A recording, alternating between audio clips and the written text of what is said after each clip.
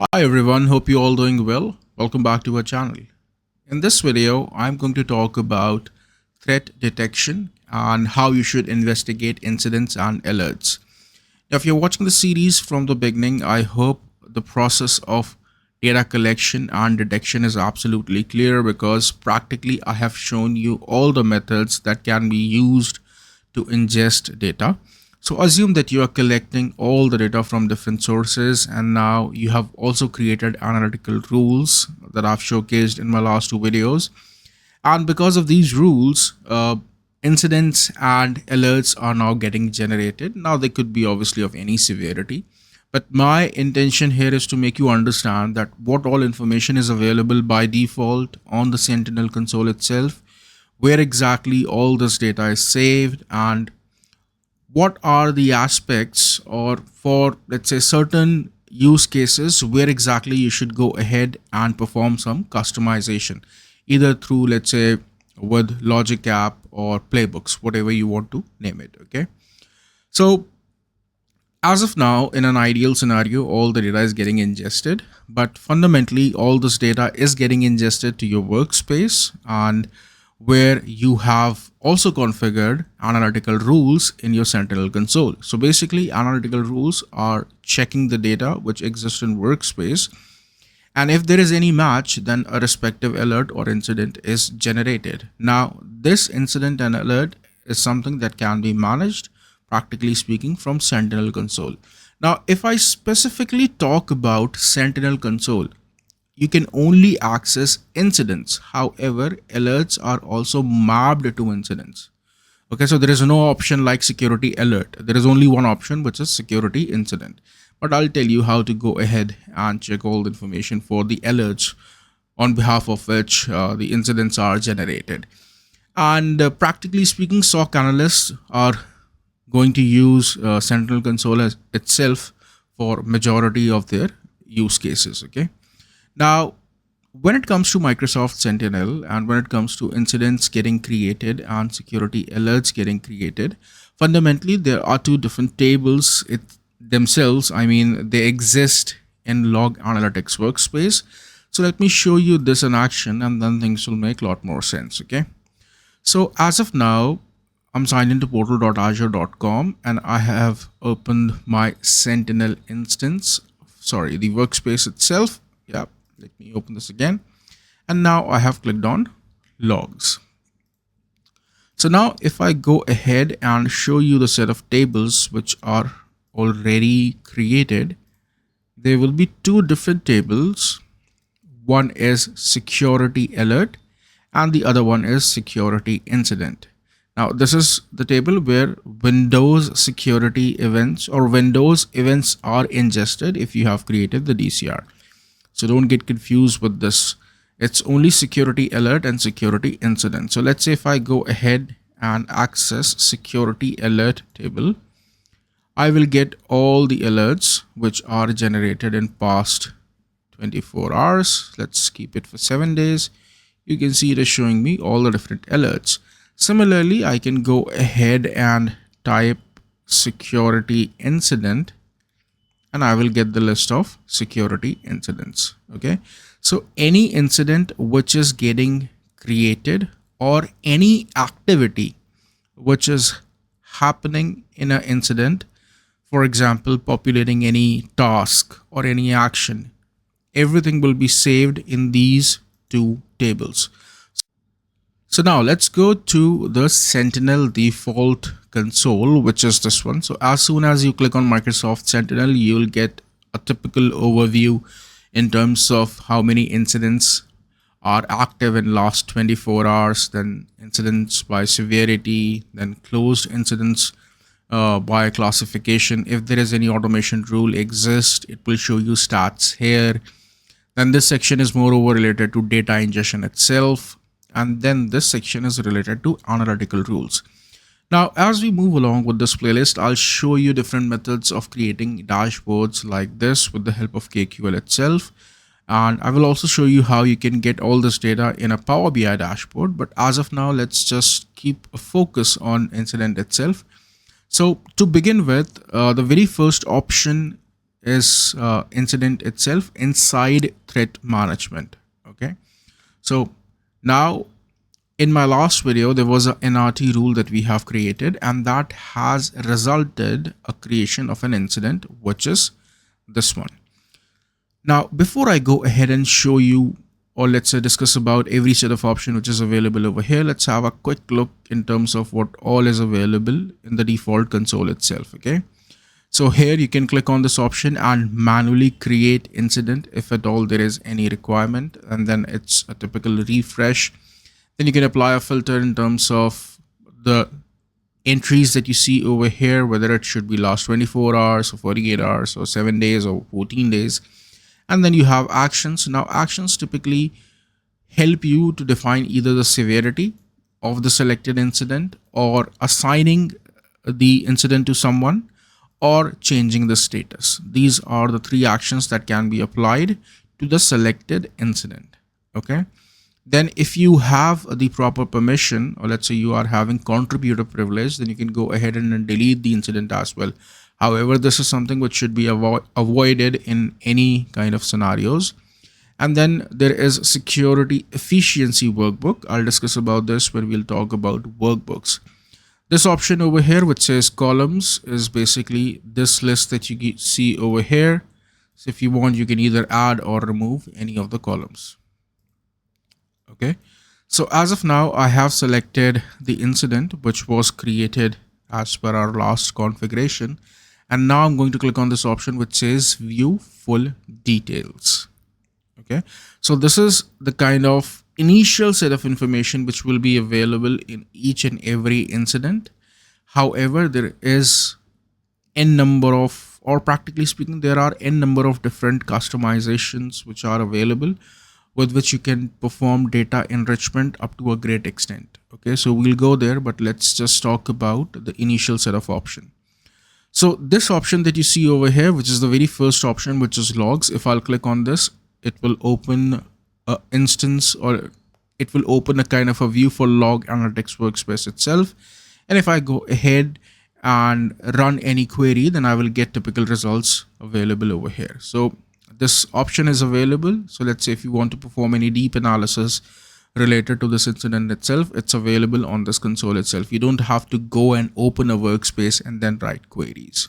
Okay, this next option is more over related to task. So let's say while performing any analysis on the incident itself, you want a task to be added. So let's say I am the L1 analyst in SOC, and I have performed a certain analysis, and then I have to get the result and copy them here, or let's say make them available here, so that to whoever I'm going to escalate, they should have the right set of information available. So I can just say this is a sample task, and let's say this is my sample information, and let's say I'm assigning this to my identity team, or I want somebody from my identity team to work on this. I can just click on save, and then this task will be available. Now here I can just go ahead and click on this drop down, and you will see it is showing me all the information. So let's say if there is anyone else who is opening this incident and he or she is from identity team, they can just click on this while they have logged in, and they can just complete the task as well. As of now, since I have clicked, it is completed automatically. So I can just remove this, and this task is open again. Now you can use playbooks as well to populate tasks. And with this being said, as we move along, we'll show you. The next option is activity log. This is basically a summary of anything and everything that's happening with an incident. So let's say right now we have just created a task. Okay, or let's say if I have assigned this case to someone, it is showing over here. So AH is one of my sample user that I have in this instance, instance of Sentinel. And you can see, since I'm the global admin, I have assigned the incident to him, and it is showing me a kind of activity log. Now let's see if we make any change, whether it again gets listed here or not. So this option that you see over here is basically for the incident ownership. I can just go ahead and let's say change this to someone from my, let's say ADFS. Let's just take an example of this itself. Okay, I'll just assign in to this particular user, and let's just wait for some time. Once everything is refreshed, that information will be available in activity log. So it usually take a couple of minutes, but I'll show you this console again. Okay, now this first option that you see over here can be used to change the severity. So let's say if I click on high and I'll click on apply, now the severity is changed. Then here you can choose the status, whether it is new, active, or closed. Okay, now here what you see is a summary of kind of resources, practically speaking, which are used with this incident creation. So it shows me the workspace name, where exactly this incident exists. Then it shows me the description of the incident that we have defined in our last video. And then it shows alert product name, because since this was a custom rule that we have created and it was Sentinel itself which was responsible to execute a rule, let's say analytical rule, that's why it is showing me Microsoft Sentinel. Now in scenarios where, let's say, a third party solution is ingesting some logs directly to security alert table, then it will show you the option of that particular solution here. Okay, so let me show you one more incident that I have created with Microsoft Defender for Endpoint. And if I'll show you that particular incident, you'll see Microsoft Defender XDR or Microsoft Defender for Endpoint getting listed. Yeah, so you can see it shows me alert product name as Microsoft Defender for Endpoint. Here it shows Microsoft Sentinel. Now, since we have already created a task, it is showing me 0 out of 1 is completed. Okay. Now, this next section is evidence. Now, there is a similarity between these two options. However, this is something which you should use or which is helpful. Now, the question is how exactly it is helpful, because the moment I'll click on events, it is actually going to write a query, and then it will also going to show me the results which are available based on this particular query. Okay, so depending upon this particular incident, there is abstracted information which is already available, and if I'll click on run, you can see it is actually showing me those two logs which were extracted, because of which the security alert was generated and because of which this entire incident exists. Okay, so you can see this is the end-to-end query which is automatically populated.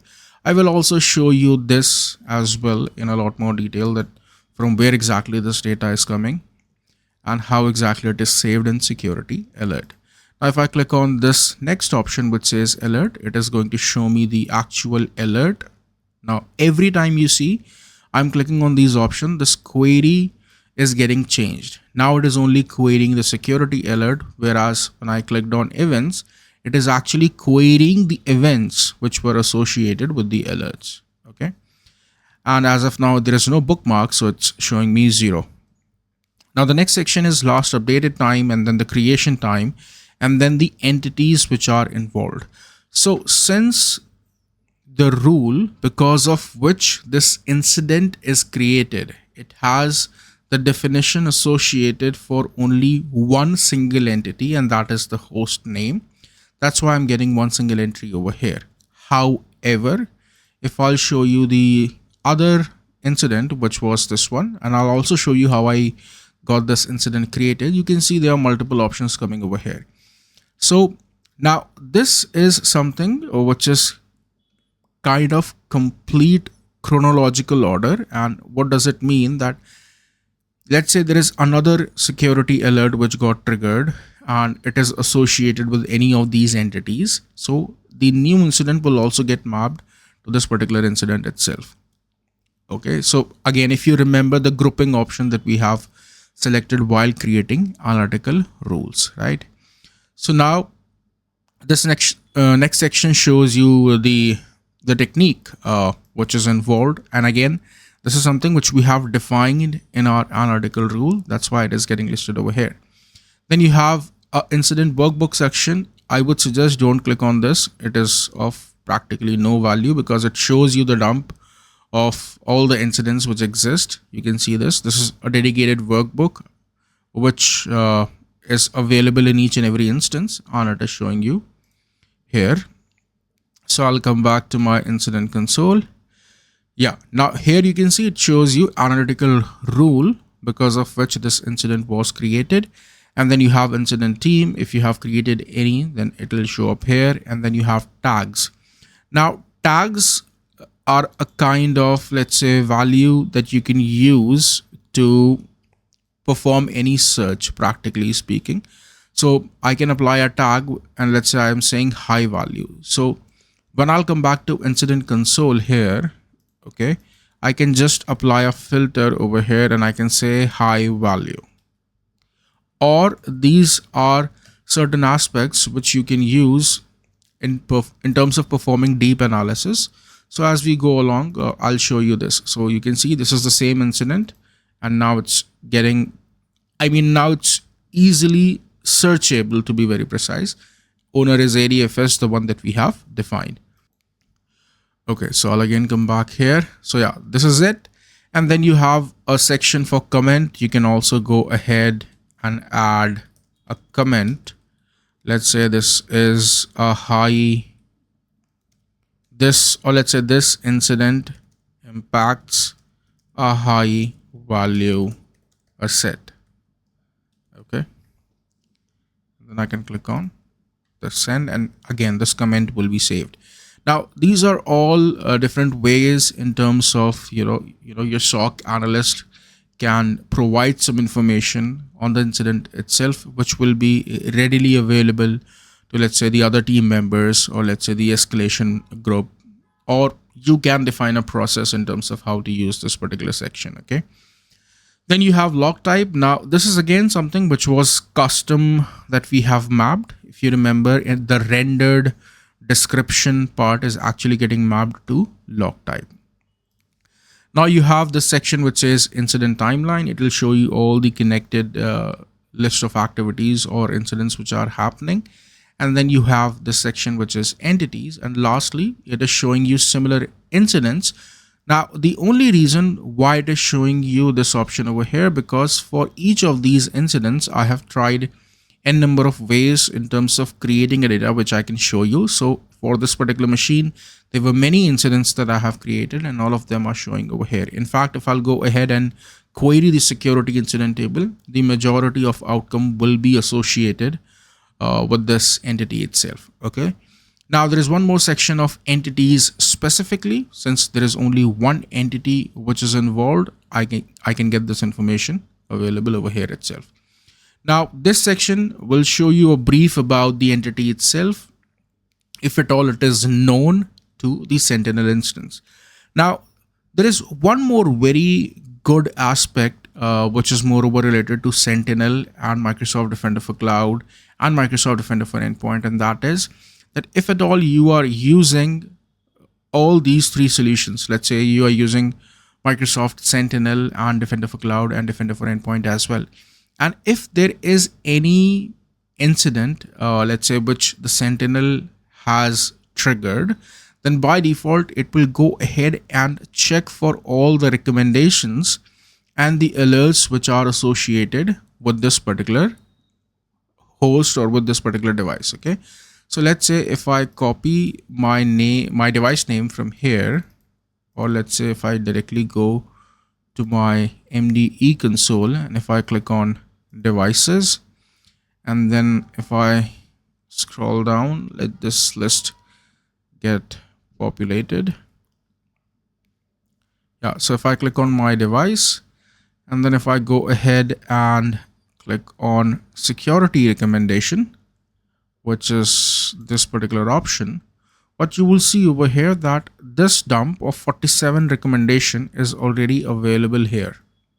You see, and it also shows that there are around 5 different alerts which are associated with this particular machine which exist in MDE. So again, all this is possible provided you are using these three solutions in conjunction, which is MDC, MDE, and Sentinel. Now, since this data, if I talk about this particular section, is specifically coming from MDE, so again, fundamentally, if you are having Sentinel and MDE, you'll get these two different dedicated sections. And again, this simply helps your agent or your SOC analyst in terms of getting to the right set of information.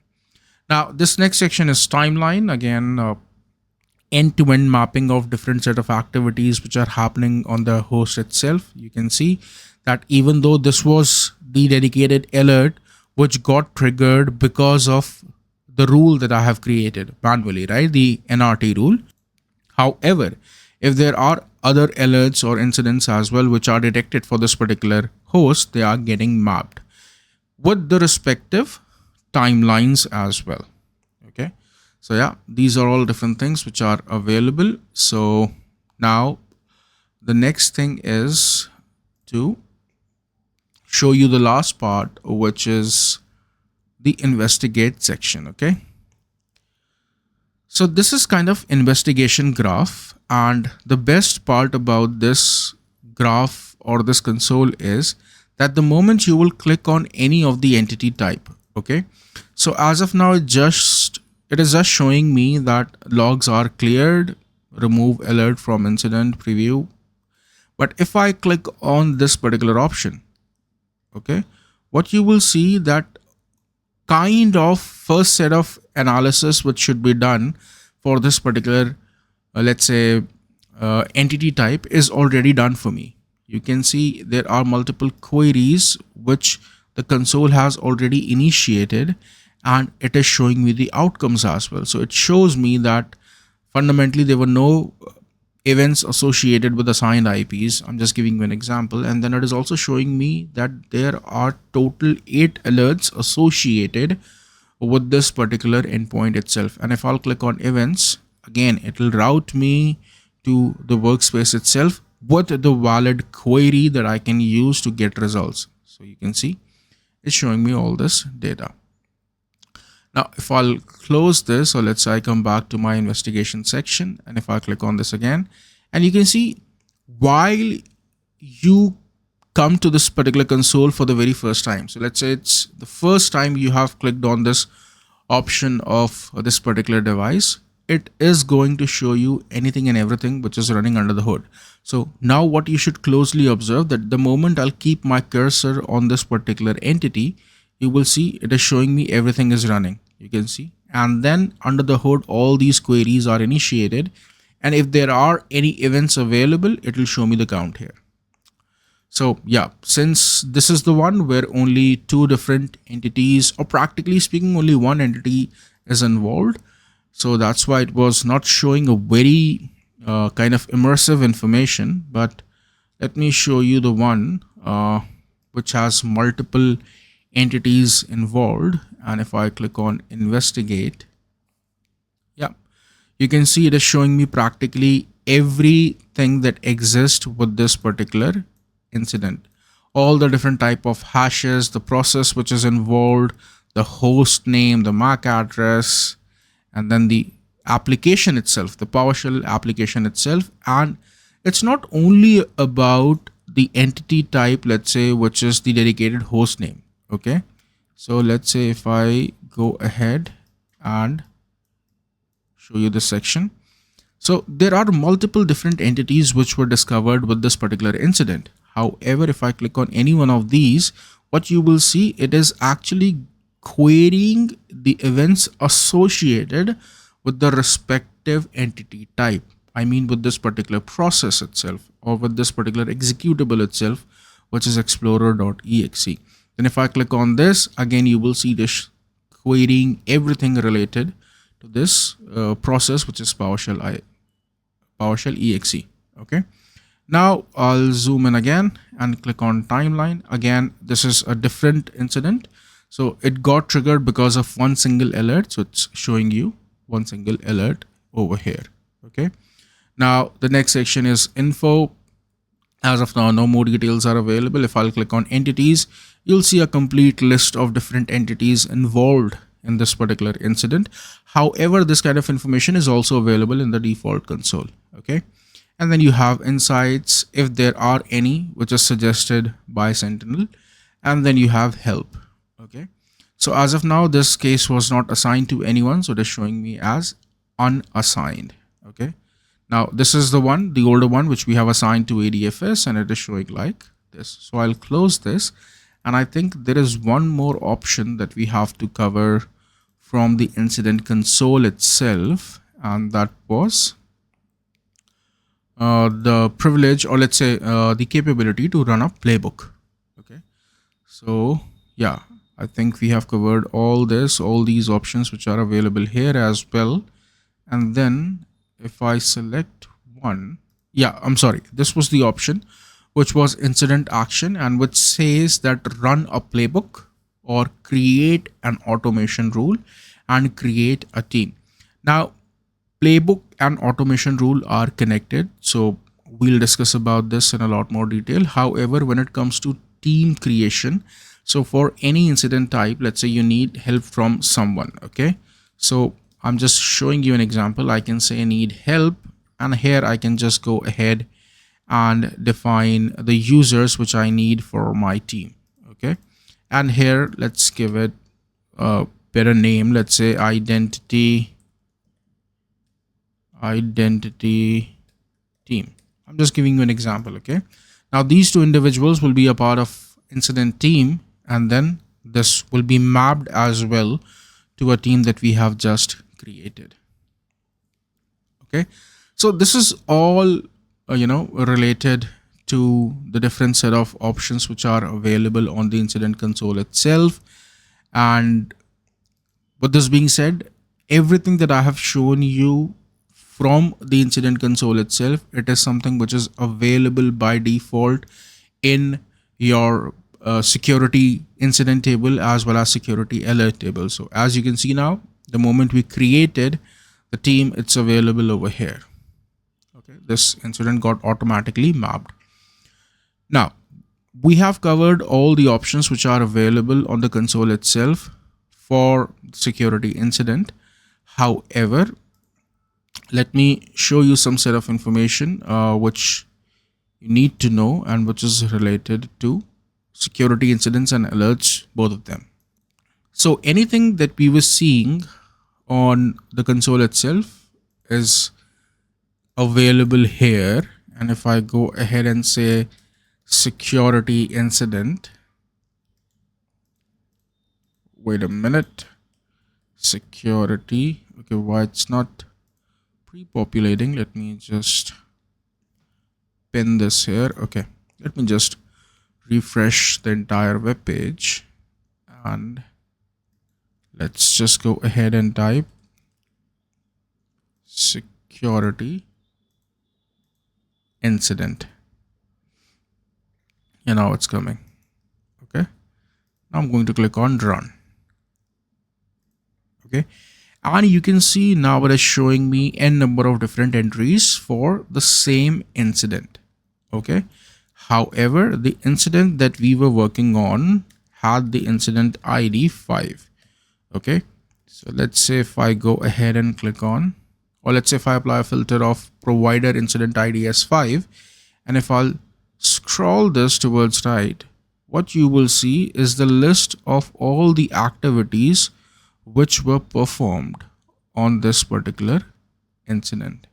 Okay, so let's say if I expand the first one, okay, you can see it is showing me the owner as ADFS. Now if I'll scroll, if I'll open the oldest one, it was showing me the older user, right? This was initially assigned to a user named as AH. Now that's what I'm trying to explain to you, that anything and everything that you are doing for a specific incident, it's an audited action, and that information will be available over here. So you can see that here it shows me that there is a task as well which was populated for this particular incident. Okay, so I mean, apart from performing typical day-to-day activities, these kind of if you know how to extract this kind of information, it is actually going to help you. Okay, now this was again moreover related to security incidents. Similarly, you can access all the information in related to alerts in security alert table. Okay, so let me just explain you how this incident was created. So on one of my machine, which is onboarded to MDE, which is this one, I tried downloading a specific malware, which is again related to identity, and I'm sure you guys have heard about this particular malware which is available over here. So the easiest way in terms of accessing this is I have initiated this particular command which says invoke-rest method and copy the data from here, and then there was a alert which was generated because MDE is typically blocking this particular activity. Okay, and then what it resulted is a kind of incident or alert creation on MDE, and since MDE and Sentinel is something that I have mapped with the XDR data connector, the incident got created over here.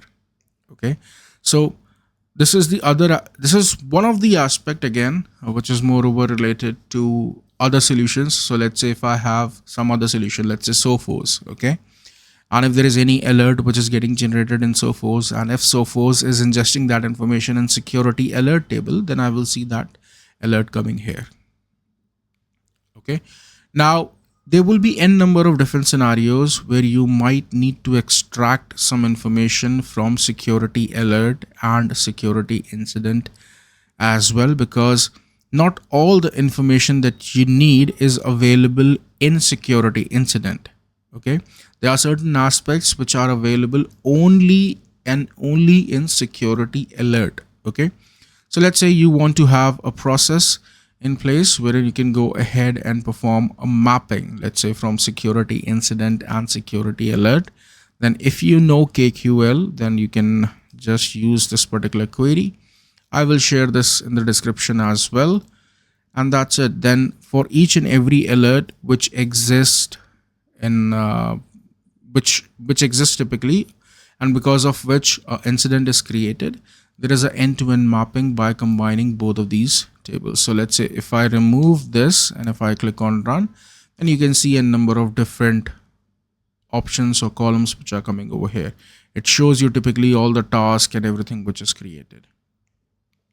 Okay, to summarize, for every alert there will be an incident, and security alert information is available in security alert table, and incident information, anything that we see over here, will be available in security incident table. Okay, perfect. So this was all about knowing how to perform incident and alert investigation. Now the next topic that we are going to get started with is workbook. So if you think that this channel is helping you to learn anything new, please feel free to subscribe and share this video with your technical community. Thank you so much. Thanks for your time.